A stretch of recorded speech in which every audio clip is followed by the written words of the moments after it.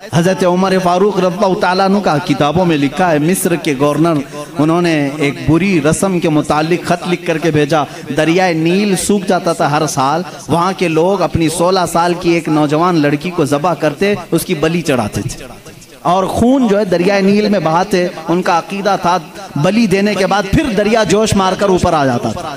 हर साल ऐसा होता था।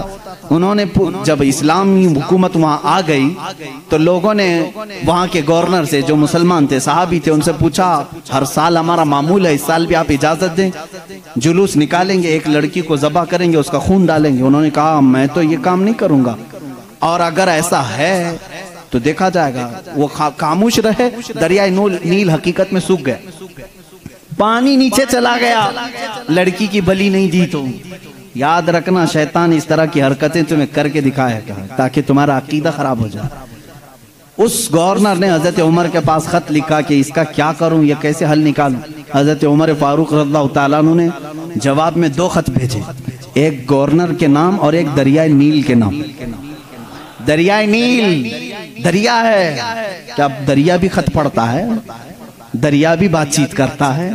हाँ, रसूल के गुलामों के साथ हर चीज बातचीत करती है, हर चीज बातचीत करती है। हजरत उमर ने एक खत गवर्नर के नाम पर लिखा, तुम फिक्र मत करो, तुम अपने काम पर बाकी रहो, रसूलुल्लाह की शरीयत का निफाज कायम रहे। और रही बात दरिया जो सूखता है, मैं इसको लेटर लिख रहा हूँ।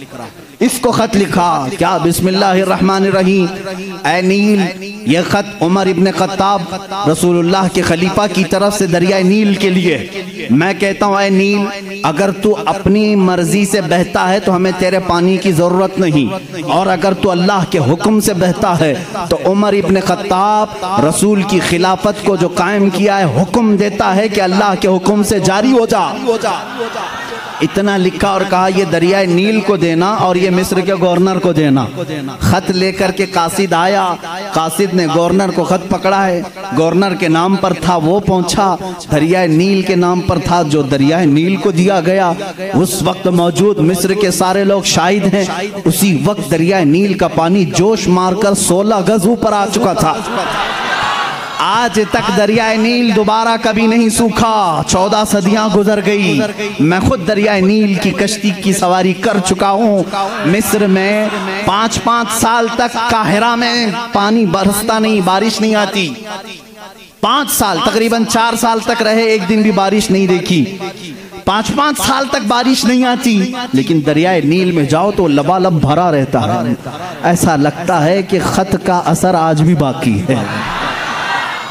रसूलुल्लाह के गुलामों की हुकूमत हर शय पर कायम है, हर शय पर कायम है। अल्लाह के नबी सल्लल्लाहु अलैहि वसल्लम के इन खुलफा ने पूरी दुनिया पर हुकूमत की। क्यों ना हुकूमत करें? इसलिए कि ये ताबे थे अल्लाह उसके रसूल के। तो अल्लाह ने यह वादा किया है, इन तंसुरुल्लाह यंसुरकुम, अगर तुम अल्लाह के दीन की मदद में लगे रहो, अल्लाह पूरी कायनात को तुम्हारी मदद में लगा देगा, तुम्हारी मदद में लगा देगा। वो सहाबा कैसे थे जो मेडिटेरेनियन सी आज भी मौजूद है, बहरे मुतवस्सित, अरब से यूरोप में जाना था। कुछ सहाबा इकराम वो भी हैं जिन्होंने एक दरिया के पास आकर घोड़े रोक लिए। दरिया सामने, समंदर है, उधर के कंट्री में जाना है, कश्तियां किसी के पास नहीं।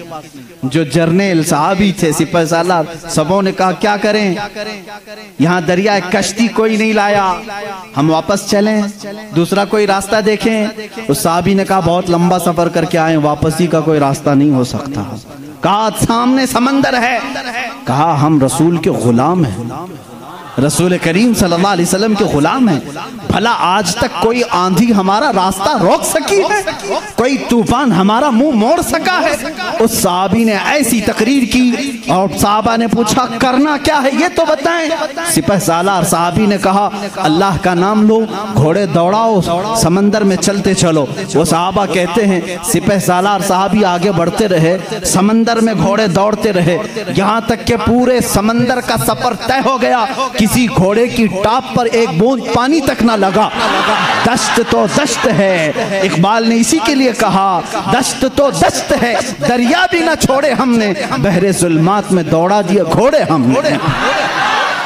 दी अजाने कभी यूरोप की कलीसाओं में तो कभी अफ्रीका के तपते हुए सहराओं में। आ गया ऐन लड़ाई में गर वक्ते नमाज, किबला रूहों के जमीन बोस हुई कौमे हिजाज। एक ही सफ में खड़े हो गए महमूद अयास, न कोई बंदा रहा न कोई बंदा नवाज। ये हमारी तारीख है, ये हमारी शान है।